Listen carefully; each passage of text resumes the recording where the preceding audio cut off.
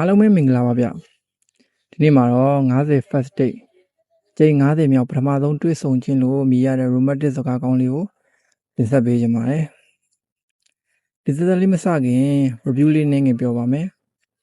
အဲ့ဒါမှာ viewer တို့အနေနဲ့ကြည်တင်မကြည်တင်ဆုံးဖြတ်လို့ရအောင်လို့ပါဇလန်လေးထဲမှာတော့ဟင်နရီဟာချီးမှမတိမငြိမ်ဖြစ်နေတဲ့သူတစ်ယောက်ပါနေ့မှာတော့လူစီဆိုတဲ့မျိုးသမီးတူနဲ့တွေ့ဆုံပြီးခင်မင်ခဲ့ပါတယ်နောက်နေ့မှာတော့လူစီကသူ့ကိုမမှတ်မိတော့ပါဘူးအဲ့နောက်ဘာလို့ဆက်ဖြစ်မလဲစိတ်ဝင်စားတယ်ဆိုရင်တော့ဇလန်လေးကိုခုပဲတက်ဆက်ပေးလိုက်ပါတယ်ဇလန်လေးရဲ့အစမှာတော့မျိုးသမီးတွေက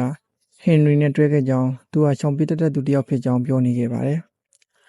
အခုလည်းဟင်နရီတယောက်မျိုးသမီးတူနဲ့စကားပြောနေပါတယ်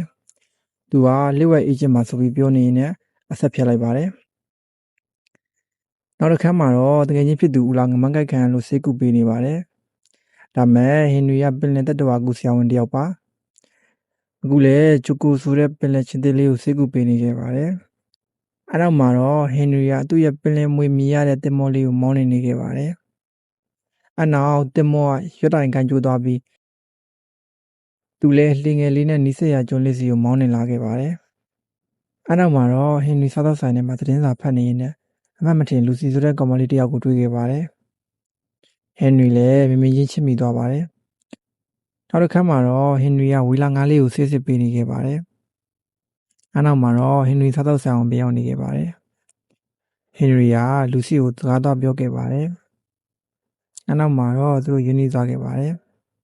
မနေ့ပြန်တက်ဆုံဖို့ပြောရင်းနဲ့နှုတ်ဆက်ခဲ့ကြပါတယ်အဲ့နောက်မှာတော့ဦးလာဟင်နရီကိုမျိုးသမီးတူနဲ့ချိန်တွေ့ဖို့ပြောပါတယ်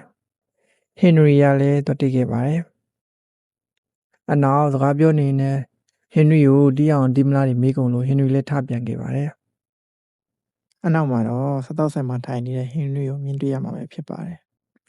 ဟင်နရီကလူစီကိုစကားတော့ပြောခဲ့ပါတယ်လူစီကဟင်နရီကိုတစ်စိမ့်တစ်ယောက်လိုဆက်ဆံခဲ့ပါတယ်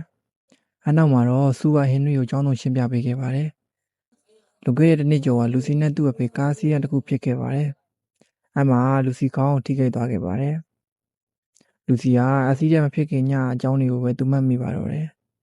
တနေ့တာဖြစ်ခဲ့တဲ့များအကြောင်းအရာတွေကိုသူညအိတ်လက်တာနဲ့ကုန်မိသွားပါတယ်လူစီကအမြဲပြီးခဲ့တဲ့အောက်တိုဘာ23ရက်နေ့ဆိုပြီးပဲနှုတ်လက်တက်ပါတယ်ဆိုပြီးရှင်းပြပေးခဲ့ပါတယ်နောက်တစ်နေ့မှာတော့လူစီနဲ့လူစီအဖေတို့စကားပြောနေခဲ့ပါတယ်လူစီအဖေကအိမ်နောက်ဖေးမှာဆေးဖြူသွတ်ထားကြောင်းနဲ့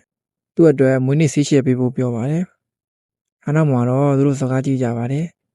ညကျတော့မွေးနေ့လုပ်ပါတယ်ပြီးတော့စကားထပ်ကြည့်ပါတယ်အနောက်မှာတော့လူစီအိယာဝင်သွားခဲ့ပါတယ်လူစီအဖေနဲ့မောင်လေးကတနစ်ကျော်လုံးလုံးအောက်တိုဘာ23ရက်နေ့ဆိုပြီးပြန်လို့လာမဲ့လူစီအတွက်သတင်းစာရေချိုးဖို့နဲ့ဆေးရှည်ဖို့အိမ်နောက်ဖေးကိုလည်းဆေးဖြူပြန်တုပ်ပေးနေကြပါတယ်ဟင်နရီဘက်မှာလည်းသူ့ရဲ့လေလေးကိုပြန်လည်ပြုပြင်ပေးပါပြီနောက်တစ်ခါမှာတော့ဟင်နရီကလူစီကိုစကားသွားပြောခဲ့ပါတယ်လူစီကညင်းပါတယ်ထပ်ပြောပါတယ်လူစီညင်းပါတယ်နောက်တစ်ခေါက်မှာတော့ဟင်နရီကငိုပြပါတယ်လူစီကဘာဖြစ်လို့လဲလာမေးပါတယ်အနောက်မှာတော့သူတို့ခင်သွားပါတယ်ပြန်ကန်ကြီးကလူစီကဟင်နရီကိုငိုတော့ငိုပြပြီးဖုန်းနံပါတ်ဘာညာတော့မတောင်းလို့ဆိုပြီးစိတ်ဆိုးသွားပါတယ်နောက်တစ်ခါမှာတော့ဟင်နရီကလူစီအဖေနဲ့စကားပြောနေခဲ့ပါတယ်လူစီအဖေကသူ့သမီးကပုံမှန်မဟုတ်ကြောင်းတွဲလို့စမပြေကြောင်းနဲ့မပတ်သက်ပြောပါတယ်ဟင်နရီကဟုတ်ကဲ့တောင်းပန်ပါတယ်ဆိုပြီးထွက်သွားခဲ့ပါတယ်အနောက်မှာတော့ဟင်နရီကဂျိုကိုသွားတိုက်ပေးနေရင်အချမ်းထုံနေပါတယ်နောက်တစ်ခါမှာတော့ဟင်နရီကနေ့တိုင်းလူစီနဲ့ဒီစကွင်းရဖို့ကားပက်ချင်အောင်ဆောင်နေကားလမ်းပိတ်တယ်အနံကျစ်ခံဆောင်ပြီးချင်းတက်ခဲ့ပါတယ်အနောက်မှာတော့လူစီအဖေကဟင်နရီကိုအိမ်လာဖို့ခေါ်ခဲ့ပါတယ်ဟင်နရီလည်းတွတ်တိခဲ့ပါတယ်လူစီအဖေကလူစီကဟင်နရီနဲ့တွေ့တဲ့ရက်ဒီမှာပဲချင်းဆိုကြောင်းပြောပါတယ်အဲ့ဒီချင်းကလူစီအဖေနဲ့အမေအတူတူဆိုခဲ့တဲ့ချင်းဆိုပြီးလူစီမောင်လေးကရှင်းပြပါတယ်အနောက်မှာတော့ဟင်နရီကလူစီအဖေကိုနောက်10နှစ်လောက်နေလူစီအိယာနိုးလာမယ်မှန်အောင်ကြည့်လိုက်တဲ့အခါသူဘလို့ဖြစ်သွားမလဲဆိုပြီးမေးပါတယ်လူစီအဖေကငါဘွားမှာနေ့တိုင်းစိတ်ပူနေရအဲ့ဒါပဲဆိုပြီးပြန်ပြောပါတယ်နောက်တစ်ခါမှာတော့စားတော့ဆိုင်မှာဟင်နရီကလူစီကိုတမင်တူတူစားမလားမေးပါတယ်လူစီကညင်းပါတယ် အနောက်မှာတော့လူစီကောင်ကိုရရဖြတ်ပိုင်းဖြတ်နေပါတယ်လူစီကတဒတ်မကုံသေးကြောင်းပြောရင်းနဲ့ဒီနေ့ကအောက်တိုဘာ23ရက်နေ့မဟုတ်ကြောင်းသိလိုက်ရပါတယ်အနောက်မှာတော့လူစီအဖေကအရာအားလုံးရှင်းပြခဲ့ပါတယ်နှစ်သိမ့်ပေးခဲ့ပါတယ်လူစီကဆရာဝန်နဲ့တွေ့ရင်ကြောင်းပြောပါတယ်အနောက်မှာတော့သူတို့၄ယောက်ဆေးရုံသွားနေကြပါတယ်လူစီနဲ့ဆရာဝန်တို့စကားပြောနေကြပါတယ်ဆရာဝန်ကလူစီကိုတစ်သက်လုံးဒီလိုပဲဖြစ်ဖို့များကြောင်းနဲ့ပိုဆိုးလာနိုင်ကြောင်းပြောပြီးနှစ်သိမ့်ပေးပါတယ်အနောက်မှာတော့သူတို့ပြန်လာခဲ့ကြပါတယ်လူစီကဟင်နရီကိုကျေးဇူးတင်ကြောင်းနဲ့မနက်ဖြန်မှာမစင်းကားခြင်းကြောင်းပြောပါတယ်မနက်ဖြန်ကျလူစီကဟင်နရီကိုလီလီပန်းတွေကိုအရန်ကြိုက်ကြောင်းနဲ့လီလီပန်းတွေပေးပြီးရှင်းကပ်ဖို့ပြောပါတယ်အနောက်မှာတော့လူစီရဲ့ဖေနဲ့ဟင်နရီတို့စကားပြောနေကြပါတယ်ဟင်နရီကခရီးတစ်ခုထွက်เสียရှိကြောင်းတစ်နှစ်လောက်ကြာနိုင်ကြောင်းနဲ့မသွားခင်မှာလူစီဘဝကိုအဆင်ပြေဖြစ်စေခြင်းကြောင်းပြောပါတယ်နောက်တစ်နေ့မှာတော့ဟင်နရီကလူစီကိုလီလီပန်းစီနဲ့တစ်ခွေလက်ဆောင်ပေးပါတယ်လူစီကလည်းတိတ်ခွေကိုဖွင့်ကြည့်လိုက်ပါတယ်တိတ်ခွေထဲမှာတော့လူစီကအက်ဆီဒန့်ဖြစ်တာတစ်နေ့ကြာပြီဆိုတာနဲ့လူစီအဖေနဲ့မောင်လေးတို့ကဘလောက်ချစ်ပြီးခူးဆိုင်ကြောင်းတွေကိုပြပြထားပါတယ်နောက်တစ်ခါမှာတော့လှပတဲ့နေဝင်ချိန်လေးမှာလူစီနဲ့ဟင်နရီတို့စကားပြောနေကြပါတယ်လူစီကမနေ့တိုင်းမှာဒီလိုဘဲဥကောင်းတဲ့လူတစ်ယောက်ကိုကြွေးဖို့ရှင်ဘယ်လိုလုပ်လိုက်တယ်လဲဆိုပြီးမေးပါတယ်ပြီးတော့ဘာလို့မတော်တဆမဖြစ်ခင်တရက်ကရှင်နဲ့မတွေ့ခဲ့ရလဲဆိုပြီးပြောနေပါတယ်အနောက်မှာတော့ညနေဆောင်လေးမှာတော့လူစီကဟင်နရီကိုကျမကိုချစ်လားလို့မေးနေခဲ့ပါတယ်ဟင်နရီပြန်ပြောတာကကိုဒီသားသောက်ဆိုင်လေးကိုမနေ့တိုင်းသွားတယ်နောက်တော့ကိုမင်းကိုတွေ့တယ်ပြီးတော့ကိုမင်းကိုအရန်ချစ်မိသွားတယ်အနောက်မှာတော့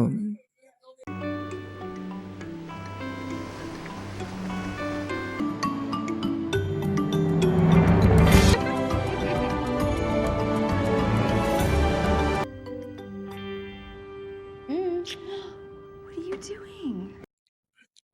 အနောက်မှာတော့ဟင်နရီကနိုင်ရတာများတော့အဆင့်တက်ခြင်းကြောင်းပြောပါတယ်လူစီကကျမအတွက်တော့ပထမဆုံးပဲရှိသေးရဲ့လို့ပြန်ပြောပါတယ်အနောက်မှာတော့ဟင်နရီကလူစီကိုချက်ကိုနဲ့မိတ်ဆက်ပေးပါတယ်လူစီကချက်ကိုရေငါနဲ့ဟင်နရီနောက်တစ်ဆင့်တက်ဖို့အဆင်သင့်ဖြစ်ပြီလို့ထင်လားလို့မေးပါတယ် You sure about that? အနောက်မှာတော့ Really?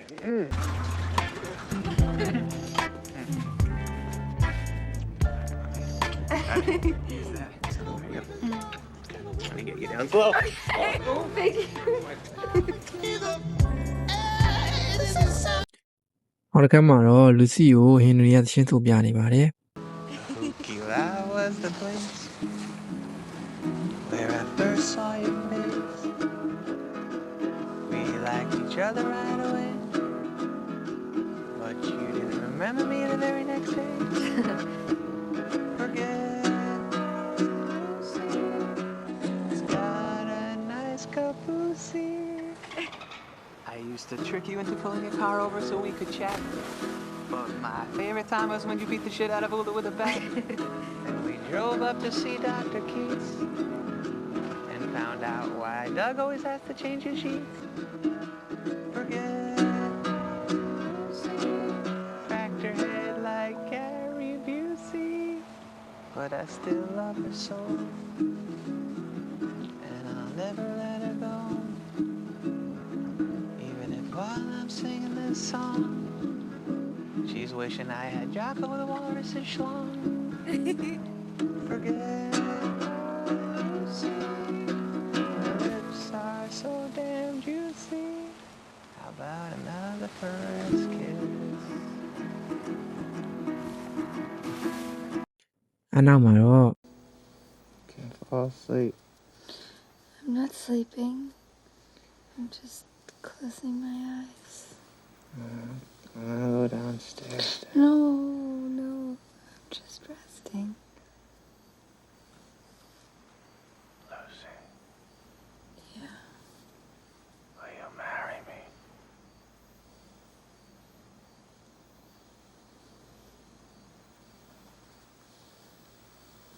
Of course.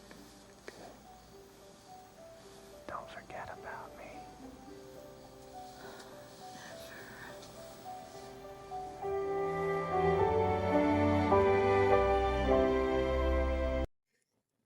မနေ့ရောက်တဲ့အခါလူစီကထអော်ပါတယ်ပြီးတော့ဟင်နရီဒုံးနဲ့ရိုက်လိုက်ပါတယ်အနောက်မှာတော့ဟင်နရီနဲ့ဆရာဝန်တို့စကားပြောနေကြပါတယ်ဆရာဝန်ကဟင်နရီမင်းပြန်နေကြောင်းလေ့လာဖို့အလက်စထရာကိုခီးထွက်မယ်ဆိုဘယ်တော့သွားမလဲမေးပါတယ်အဲ့တော့ဟင်နရီကမသွားတော့ဘူးဆိုပက်ထားကြောင်းလူစီကသူ့ကိုတဖြည်းဖြည်းမှတ်မိလာပြီးဖြစ်ကြောင်းလူစီကိုစိတ်မချကြောင်းနေပြောနေပါတယ်ဆရာဝန်ကငါတို့လည်းအဲ့လိုမျောလင့်ထားပေမဲ့ဖြစ်မလာနိုင်ကြောင်းပြန်ပြောပါတယ်အဲ့လိုပြောနေရတွေကိုအခန်းထဲမှာလူစီကနားထောင်နေခဲ့ပါတယ်နောက်တစ်ခါမှာတော့ဟင်နရီကိုလူစီကစကားလာပြောပါတယ်လူစီကဟင်နရီသူ့ကိုတိတ်ခွေပေးခဲ့တဲ့အချိန်ကလေးကညတိုင်းသူရေးထားတဲ့ဂျာနယ်တွေကိုပြပြီးဟင်နရီနဲ့လမ်းခွဲဖို့ပြောပါတယ်လူစီကရှေ့ကျမနဲ့မတွေ့ခင်တော့ရှစ်မှာအစီအစဉ်တွေနဲ့ဘွားတစ်ခုရှိကြောင်းပြောပါတယ်အခုတော့ရှင်းရှင်တွေအားလုံးကကျမကိုရှစ်လောက်လုပ်ဖို့ပဲဖြစ်နေပြီလို့ပြောပါတယ်ဟင်နရီကအစီပေးကြောင်းပြန်ပြောပါတယ်လူစီကရှင်းကိုအဲ့လိုမဖြစ်စေချင်ကြောင်းနဲ့ရှင်းနဲ့ကျမမှာနာဂတ်ဆိုတာရှိလာမှာမဟုတ်ကြောင်းပြောပါတယ်လူစီကအေးရမလောက်ရှိတဲ့ပိုက်ကြီးနဲ့ကျမဘယ်လိုဖြစ်ခဲ့လဲဆိုတော့မသိတဲ့မညံနဲ့မနေ့တိုင်းကျမဘယ်လိုရှေ့ဆက်မလဲဆိုပြီးဟင်နရီပါတဲ့ဂျာနယ်တစ်ခုလုပ်ပေးဖို့တောင်းဆိုပါတယ်ဟင်နရီကလူစီစနာတိုင်းသူ့အကြောင်းဂျာနယ်တွေကိုအကုန်ဖျက်ဆီးပေးခဲ့ပါတယ်အဲ့နောက်မှာတော့ Henry, wait!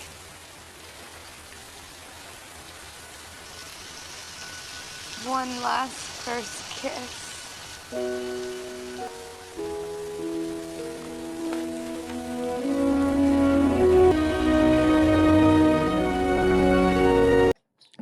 နောက်တစ်ခါမှာတော့ဟင်နရီကဂျူကိုကိုကျွန်းကနေထွက်သွားတော့မှဖြစ်ကြောင်းပြောပြီးနှုတ်ဆက်နေခဲ့ပါတယ်ဟင်နရီကျွန်းကနေတမောနဲ့ထွက်ဖို့ပြင်နေတော့မှလူစီအဖေနဲ့စကားပြောပြီးနှုတ်ဆက်နေခဲ့ပါတယ်လူစီအဖေကလူစီရှင်းနေပြတ်ဆိုနေဖြစ်ကြောင်းပြောပြီးဟင်နရီကိုတိတ်ခွေလက်ဆောင်ပေးပါတယ်ဟင်နရီလည်းကျွန်းကနေထွက်သွားပြီးနောက်တိတ်ခွေဖွင့်ပြီးငိုနေခဲ့ပါတယ်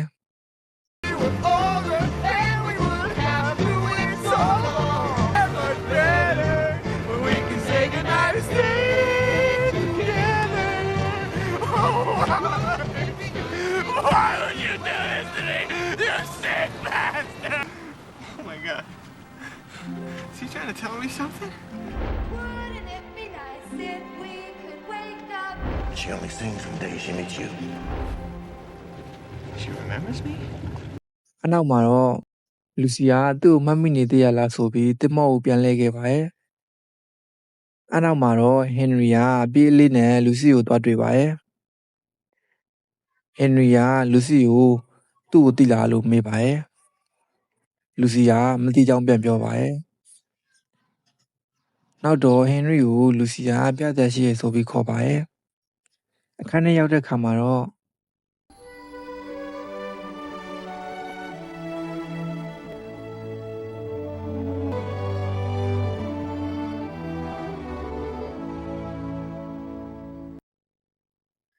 လူစီကကျမရှင်းအောင်မသိဘူးဟင်နရီဒါမဲ့ညတိုင်းလို့ကျမရှင်းအောင်အိမ်မက်မက်တယ်ဟင်နရီကမင်းကိုအကြောင်းတွေကိုမညံ့နေရနေဖျက်ပစ်ခဲ့တယ်ဘာလို့ဆိုမင်းထင်တာမင်းကကိုကိုပြေဆုံးပြီးပြောရှင်စရာကောင်းတဲ့ဘွားတွေကနေဆွဲထားမိရဲ့လို့ထင်နေတာဒါပေမဲ့မမားတယ်လူစီမင်းနဲ့အတူရှိနေရကမှသာကိုယ့်အတွက်ပြေဆုံးပြီးပြောရှင်စရာကောင်းတဲ့ဘွားလေးကိုပိုင်ဆိုင်ရမှာပါပြီးတော့ကိုကမင်းရဲ့လူပါကွာဆိုပြီးပြောပါတယ်